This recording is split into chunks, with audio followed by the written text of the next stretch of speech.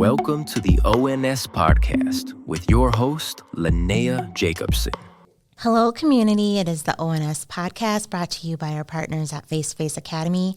For those who are tuning in for the first time, ONS stands for Office of Neighborhood Safety. I'm your host, Linnea Jacobson, and I'm part of the ONS team. This podcast was created for departments like ours and community organizations to connect you to alternative public safety measures, programs, and your local growth and healing opportunities. First, I will say that it is hot in St. Paul. I don't know when this episode is going to air, probably early fall, late summer, but it is hot. Mm-hmm. It has been humid. We are maybe sitting at a 72 degrees today, so it's a little bit cooler today, but we are coming off the cuffs of the 90s and the humidity here in St. Paul. So the hair is out. I have been rocking a ponytail, a bun, a baseball cap, and an afro for the last 2 weeks. Sorry, not sorry, but truly sorry. Today we welcome World Youth Connect. World Youth Connect is an organization of young folks who are building communities across cultures beyond borders, but I like to say building safe communities across cultures beyond borders. They host conversations and provide spaces for youth to engage in civic opportunities, assisting organizations in youth studies and violence prevention metrics, all while advocating on behalf of youth. Welcome DJ Brooks, World Youth Connect CEO and Executive Director. DJ, please take 30 seconds and introduce yourself. Cool. So I'm DJ Brooks. I'm the CEO and co-founder, actually. So I got to be here from day one with World Youth Connect, which started off with just an idea of young people leading, and elevating youth voice in community. DJ, so what part of St. Paul are you from? So originally, I actually was born in Minneapolis. Okay. I was born in South Minneapolis. I left elementary school and moved to Philadelphia. Mm-hmm. And then I moved on to the east side my 6th grade year. Okay. I moved right above Rondo Library when I first came back. Got it. The Rondo community was a big impact on a lot of the things that I do now. Attending gentlemen's groups at the YWCA and doing food packaging and stuff like that, just in community. I watch people do so much for the community that it made me want to be a part of it. So I love it. I'm going to start with some icebreaker questions. It's 100 degrees in St. Paul. Taking the kids to the pool, or it's too hot to stand in line. We're at the rec in the air condition playing basketball, or at the movies. You have to choose one. Just one? Yep. You outside or you inside, DJ? I'm by choice or by work? I ain't even gonna say by force. By choice. Let's say it's a Saturday and you guys don't have any programs or events planned. So for me, I have kids. Mm-hmm. I have twins that are 4, and I just had a daughter. Mm-hmm. She's 3 months as of yesterday. Full house. Yeah, are the twins boys? Boy and a girl. A DJ boy and a girl. Dior. Okay. Yeah. That's right. Yep. And they're 4. Yep, they 4. Oh my gosh. As of June. Just like the organization. Actually, our fiscal calendar matches up with their birthday. So, yeah. Oh man. Yeah. That's a busy house. Always. DJ. Along with all of our adopted kids and Is the boy taking over? Honestly, DJ is the little big brother. Okay. My daughter, she controls the household. Okay. Yeah. That sounds about right. Put her foot down, yeah. Okay. Barbecue chicken on the grill with potato salad and corn on the cob, or fried chicken, mashed potatoes, and gravy of your choice, biscuits and green beans. Oh, making me hungry. I know. I always ask a food question. I get both? No, you have to choose one. Man, because them sides on the first one, them sides on the second, I kind of want to mix and match. You have to choose one. All right, give me the fried chicken. Who's seasoning it? Is you applying the seasoning, or is it I'll put the season on. Oh, okay, yeah, the fried chicken for sure. Yeah. Next to DJ, we have Ayana Zitlow, who is the Vice President of World Youth Connect. Ayana, please take 30 seconds and introduce yourself. I'm Ayana. I'm 15 years old, and I'm Vice President of World Youth Connect. Okay. Tell us about yourself, though. Where are you from? Or what part of St. Paul are you in? From the east side of St. Paul. Okay. Did you grow up here or did you move here? I grew up on the east side of St. Paul. Okay. So I would ask you some old school questions, but you're 15, because I was going to be so where did you hang out back in the day? Payne Avenue Payne. Doing what? with my mom. Okay. Okay, Ayana. Potato chips with your hot sandwich or French fries? You can only choose one. French fries. Okay. All right. Grits, cream of wheat, or oatmeal? Look at her. She don't even eat breakfast. I was so she's finna say probably I don't thinking even know. I don't even know if she know what grits is. DJ, grits, cream of wheat, or oatmeal? It depend on my mood. Okay. Sometimes you know the grits, you know, because it's not as sweet. But if I need something a little bit sweeter, then you know, cream of wheat, Okay. a little sugar on top. Oh, sugar. I'm a salt and butter girl. I know, that's why I said with the grits, I'm not putting no sugar on no Yeah, grits. That's salt and butter. different. Okay. Ayana, I'll ask you a different one. On the field, tickets at a Vikings game, or floor seats at the Target Center watching the Wolves, or VIP suite at the Minnesota Wild. Which one? The tickets at the floor at the basketball game. Okay. So you want to go to the Wolves game? Mm-hmm. Okay. Well, I don't have any tickets for you, but that was just a question. It's okay. We get tickets from tickets for kids, and they give opportunities to World Youth Connect and the youth. Awesome. Well, let's jump right into it then, since we're talking about it. So, who is World Youth Connect? So I wouldn't even say it's a place. It's more of a organization that's a movement. It's a mindset a lot of the times. World Youth Connect can start off as some place that somebody works, and then it could turn into their safe haven. You know, it could be where their mindset goes when they're in those rough situations. So World Youth Connect for me is really a place for young people to come and just be themselves, to find relationships and mentor each other. We push a near peer mentor aspect where the young people look like each other. They're from the same neighborhood. They've have that same lived experience. So those transferable skills and those relationships really show in everything that we do. Where are you guys centrally located then? Oh, World Youth Connect physical location is on the east side. Mostly we're St. Paul. We're St. Paul 100%. And what population are you serving? BIPOC youth, There we so go. ages 12 to 25. We have programming that extends that range. That age range is who is in control of the organization. That 12 to 25, they make decisions. Unlike other nonprofits, we're actually a democracy. Okay. So we vote everybody in a position. I love it. Ayana was voted by her peers Okay. to be in her position, along with our presidents, even myself in my position. The needs and the things that I do are determined by the needs of the young people. Okay. It flexes. So they're the ones who are pushing the agenda for whatever needs to be done. Yep, And you're just supporting. Yep, the initiatives, the stuff that you've seen us done in the past, those partnerships, they are 100% in charge of how we move forward. My job is to keep the culture alive. As young people enter and exit and they move on and they go to college, I have the opportunity to keep that energy that they brought to the organization alive.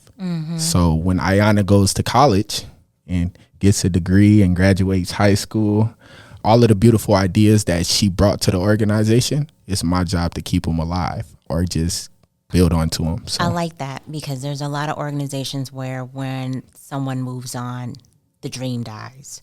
You know what I mean? And so like that's something that people could learn. It's like you just keep it going. It made it there for a reason. There's a purpose behind whatever it is that you're trying to do or that you were doing in the past. So like just keep it going. And there's never anyone in organizations that keep it going. yeah. Someone always comes in with some new bright ideas, and there's nothing against new bright ideas.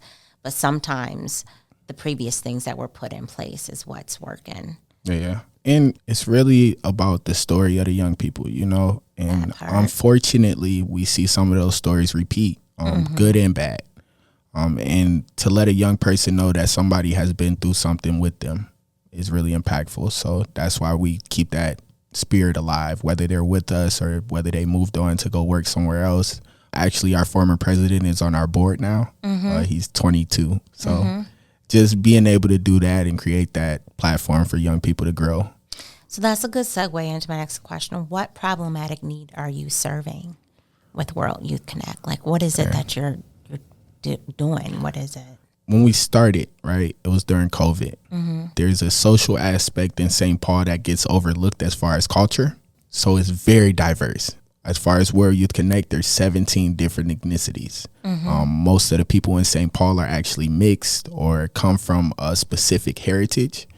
But our job is really to elevate the culture a lot of time.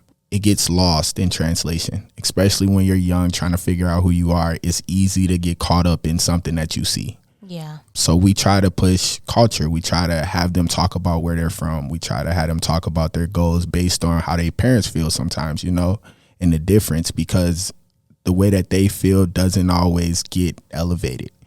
It gets dismissed a lot of times, especially when business needs to get handled. But I really think that they have a voice and they know what they need. They just don't really know how to ask for it all the time. So. And we touched on this a little bit earlier, but where does your passion for this work come from? I started doing nonprofit work when I was young. So I started when I was 16. I was kicked out of school. I had to do community service. If you're from the East Side, Conway Rec Center. I went to Conway, and it really just sparked a whole different idea for me. It started a whole different pathway for me, just being in community. So from getting kicked out of school to becoming Employee of the Year 2019 at Sana Foundation, speaking on stage in front of 2,000 people that I didn't know, finally meeting the mayor and seeing people, it was life-changing. So for me, it was really a thing where other people deserve the same opportunity. If I was getting in trouble, then why doesn't the kid who wasn't getting in trouble get that opportunity? Amen. So we wanted to level the playing field. Saying regardless of what you believe in as far as religion, regardless of culture, you deserve the opportunities that are in the community. And you can earn them. You can get them. You can create them. So that's what we did. Ayana, where does your passion for this work come from?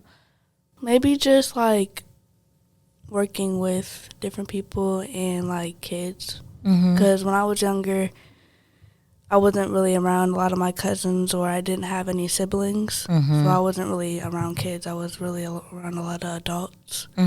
So just being able to work with kids and get along and other stuff like that. And what is it that you want to do in this position?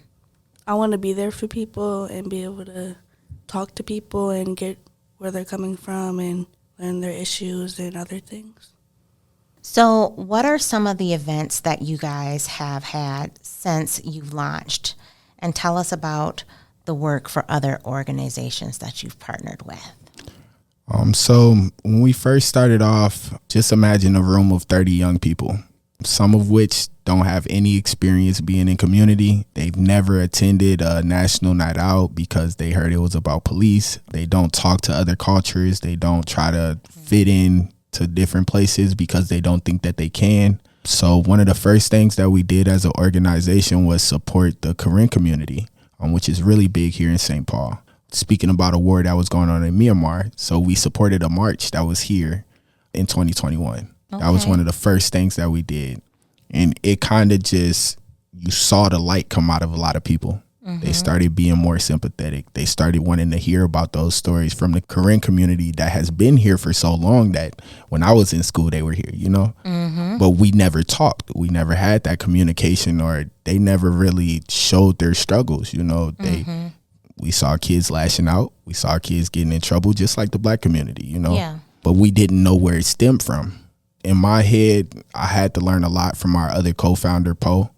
When the organization started, my dad passed away. And his dad had passed away prior when we were working at Conway. So our relationship really built off of that trauma, where it was like we wanted to understand what each other was going through. And from there, we wanted to be around everybody. Yeah. We started a community conversation in partnership with M Health Fairview, where we got to ask everybody about how they felt. Just coming off of COVID, talking about stigma, which is a word that I learned when we started the organization. But yeah, it's a lot that came into play, and a lot of people who wanted to be a part of it, that we didn't look at them like a business. We didn't look at them like a money source. Yeah. It was a relationship. So for the first couple years, we just substituted that kind of business aspect for those relationships in community. So Creating some sort of unity. yeah. I love it. I love it. Tell our audience about your partnership with Office of Neighborhood Safety. It's a beautiful thing. Beautiful thing. Office of Neighborhood Safety was a new organization too. Yeah. A new office when we got started. I had the pleasure of meeting Brooke, who came in and saw those 30 plus young people just figuring it out. The first thing that you guys actually did was help with a community conversation. It was people to police. So having young people go and talk to law enforcement, whether it was Metro Transit, the Sheriff's Department, or the police force, St. Paul Police, really addressing some of the things that they needed to hear. You know, like I had one kid come up to me and say that they met a cop that hasn't arrested anybody.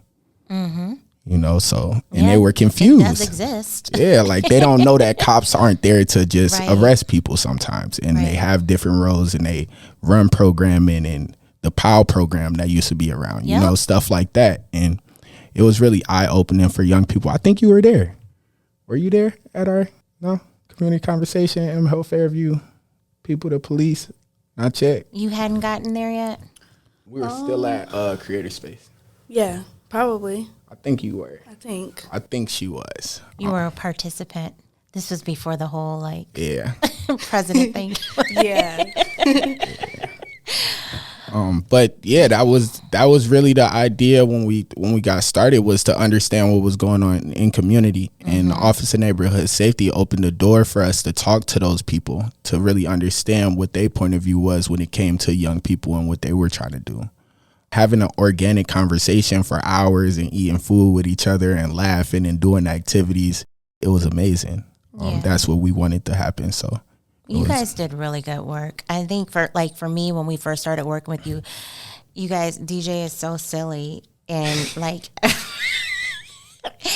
every meeting was like joking session or something like that. And I was like, oh my gosh, can we just work? And I was kind of like in a mood because I had just started and getting into that work, and it can be mentally draining, Yep. very stressful. But then as I got to know DJ, I was like, okay, this feels good, because I need to just take a breath, which is one of our previous episodes. But I need to just take a breath and relax and just enjoy the fact that other people are able to laugh, and that this young man is happy, and he's, you know, whatever's happening, he's still managing to laugh, and he's making us laugh. But you really do know what you're doing. I mean, aside from all your silliness, you've matured too this last year. This last year, you're different. You're a different DJ. I'm happy to hear it. Yeah. I'm happy to hear it. You are a different DJ. I do feel older, actually. So when we met, I was 23. Okay. I was still I was youthful. Okay. I was still, I see people and I'm like, I love your outfit. You know, like I just like you as a person. I don't know you yet, but you just seem like somebody who's nice. And when I first met you, it was like that. It was like, you remind me of somebody. Yeah. And I got to get to know you, you know? So the joking is kind of like that defense that I have up. Yeah. For when I first meet people, because I was a professional. I was a professional. Yeah. But before that, I was just a person. Yeah. I looked at everybody as just a person, and I touched on it, but I drop titles a lot of times just so then young people can see, like, regardless of if I'm the CEO, I could still make a relationship. We could still push, and it's time for play. It's time for work. But when you can enjoy what you're doing, it makes it so much more impactful, because it's a lot of burnout with this work. That part. It's a lot. That part. So you have to laugh. Yeah. You got to laugh. So, Ayana, one of the things that World Youth Connect is really great at is they are great with connecting with other youth. So one of the things that I've learned in my work is that there's no better way to reach youth than to use youth to do it, right? Because you guys can relate to each other. You know what you're thinking. You know what you need. You know what your strategies are. You know how you feel. You understand the same language, because you guys speak a totally different language than us over 40 years. So why is that important? Because that's one of the things that you guys are really good at. Why is it so important that youth are the ones reaching out to youth about politics and about community issues and about violence prevention? I feel like it's important because hearing it from an adult, kind of like some kids tune it out when they hear it from an adult. Mm-hmm. And hearing it from a youth, like, they like to listen to other youth sometimes. Not all the time, but sometimes. And that's, and a lot of the times we don't understand what adults really want to come and say. So when the youth say it, we sometimes understand it. And you receive it better. Mm-hmm. Yeah. Mm-hmm. Yesterday you did an interview, right? Yes. With Nevaeh, our current president. You want to talk about how it feels to interview other young people for a position? It feels nice. It's just hard sometimes because, like I said, we don't listen to each other all the time. But I feel like it's really nice because, for me, when I'm being interviewed by an older person, I really feel really nervous sometimes. So when I didn't get interviewed for Youth Connect, but I had an adult talk to me, and I was really nervous at the time because I didn't know what I was going into.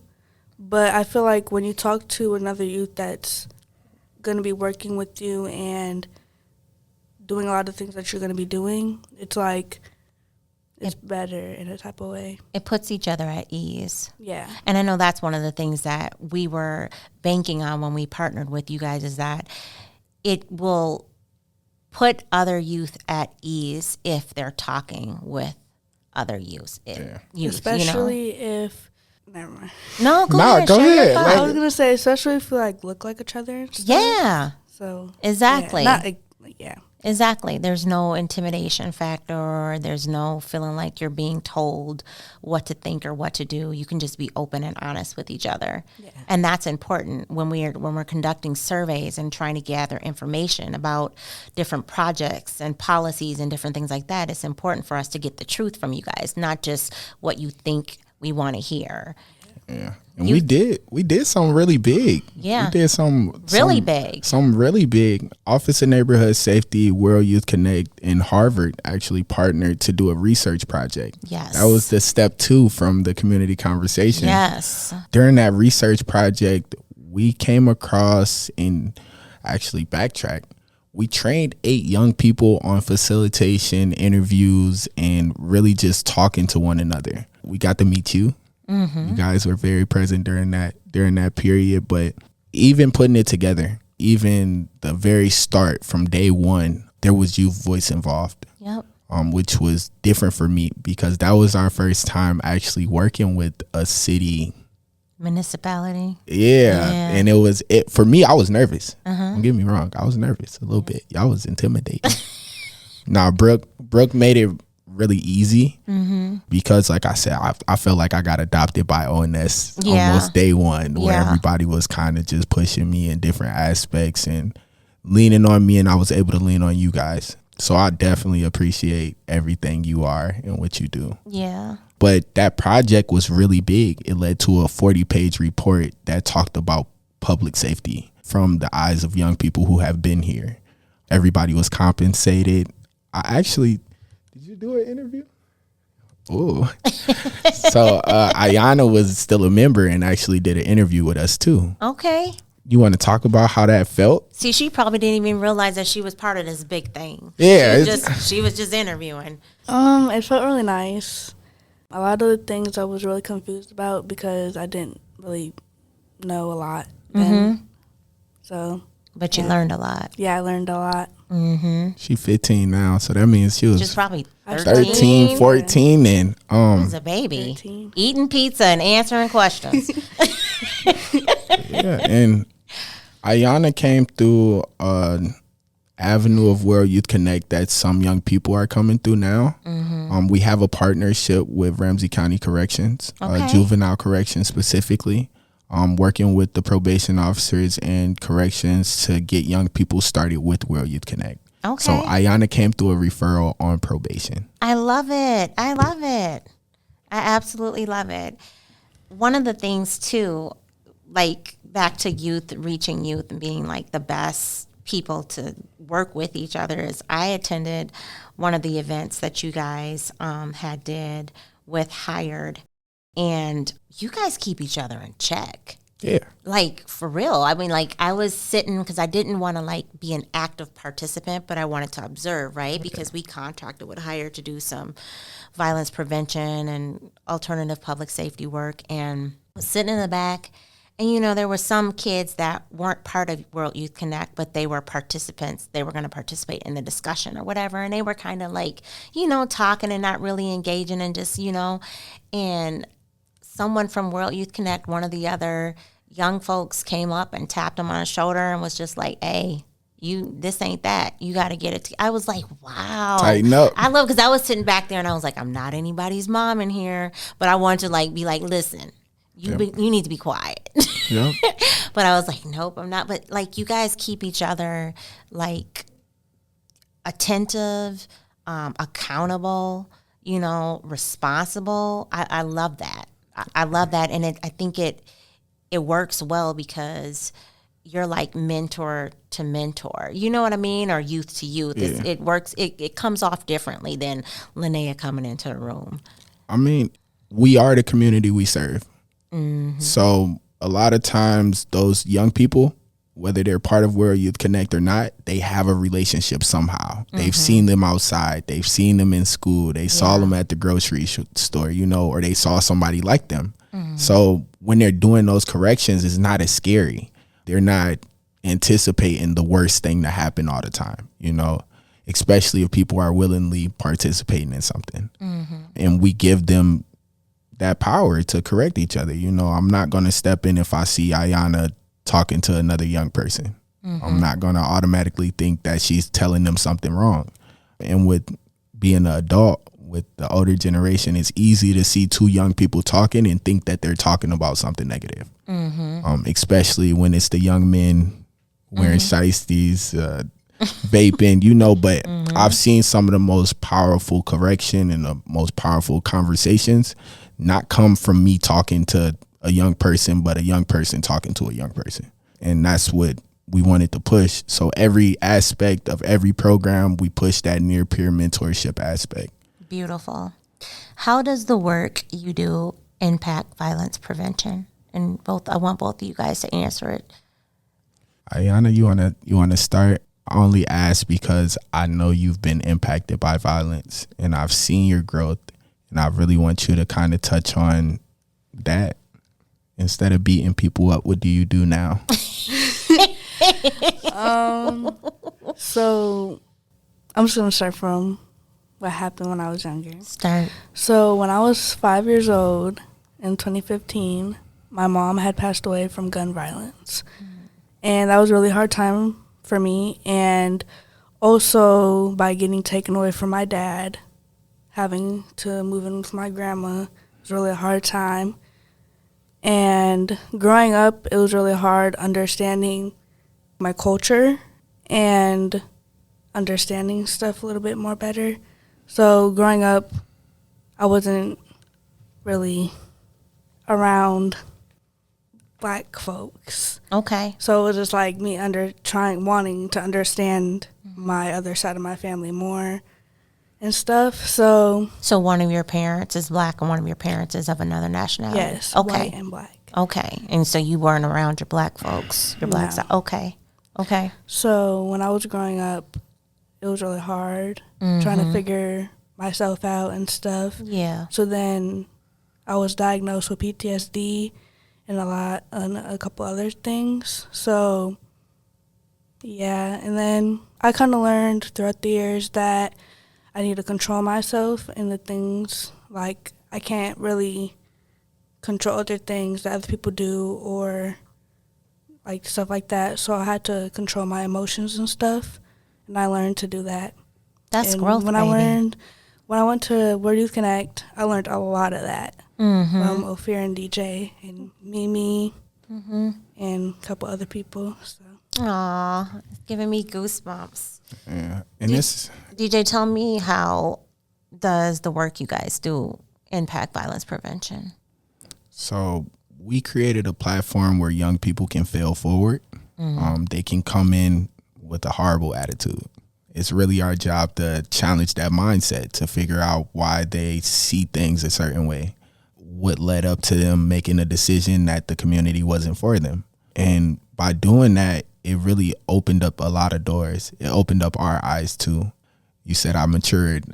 Part of that was the work. You know, I had to becoming a role model, and then Ayana becoming a role model and watching people just grow, and it has a bigger impact on you personally.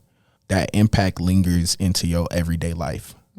It's not just a 2-hour program anymore. It's 24 hours a day. I got a kid who changed his name on Instagram to Twan from World Youth Connect. Aw. So like, you know, Right. he made a platform just so then he could be a part of a community. And it's a community of young leaders. That part. They'll check me, you know, which sometimes, you know, I gotta remind them, like, I'm not y'all age. I know I dress a certain way and I talk a certain way, and I get y'all. I understand where you're coming from. But on the other side of that, it gives a bigger responsibility for being in community at all times. That's what World Youth Connect does for a lot of people. And it's not for everybody. You know, this program, it sometimes it's too intense. Sometimes people need that kind of step back. And we've made those adjustments. We do one-on-ones now. We'll do more closed door interviews instead of just throwing you in a room with 40 other young people, you know. Building that relationship is really important for us because, like I said, whether you invest into the program, whether you want to be a part of this, I still want to know you as a person. I don't want you not to get a resource because you're not a World Youth Connect member. As a person, you just gotta let people get ready. So I love it. What are the goals you have for the youth in St. Paul, Ayana? My goals are, well, when I got elected, I talked about this a little bit. I just want people to be able to get along without being in violence. Like, we are losing a lot of people, so it's just really hard for a lot of youth in St. Paul right now. Because I'm in a gun violence group named CAVE. Okay. And we have a whole board of St. Paul. Yep. And there's like a lot on there. Yeah. I don't even know the number, but it's a lot of shootings and homicides in St. Paul. So you have a board with youth. numbers tracking the death toll and Yes. stuff. that's what Office of Neighborhood Safety was funding, that partnership with Hired. Yeah, so our young people are over there tracking actually the crime rate. Yeah. They're tracking the shootings. They're looking at who's being affected more. And then they're taking all of that information in and then trying to figure out what they could do to change it. Yeah. So it's very impactful, the work that they're doing over there. What are your goals for the youth in St. Paul? I want to have fun. I'm challenging people's mindset. You know, a lot of times people come in and they think conflict has to lead to violence. You know, that me not agreeing with you has to lead to me harming you in some type of way or disliking you in some type of way. You better preach, DJ. I'm working against that at all times, on the clock and off the clock. Just seeing people really be people more. Seeing somebody that's mad and then instead of getting mad with them, asking them what the problem is and if I can correct it for them. Or if I know somebody like you who can talk to them from a different angle. But my goal really is just to push people being nice again, you know, just letting people go through their emotions without it being that conflict, without it being something that leads to violence. And it's not something that I was taught growing up either. It's harder to challenge myself sometimes when it occurs. You know, you plan stuff out, you train yourself for a situation, and when it actually happens, in that 60 seconds, you know, the reaction is what I'm used to sometimes. But now I really do push people just to be people. If you're having a bad day, if you messed up, then you messed up, you know, and it's okay to talk about it. It's okay to talk about it without that judgment, without somebody being like, oh, I'm finna call the cops because you just told me that you did something wrong. You know, it's not always something that has to get escalated to that extent. Right. It doesn't have to lead to violence. So. Right. DJ and Ayana, thank you. You guys are doing great things. The City of St. Paul is working to rehabilitate, intervene, and provide safer neighborhoods. If you'd like to learn more about World Youth Connect, how you can be involved, or donate, please visit them at worldyouthconnect.org. If you'd like to learn more about Community First Public Safety and the Office of Neighborhood Safety, please visit us at stpaul.gov/ONS.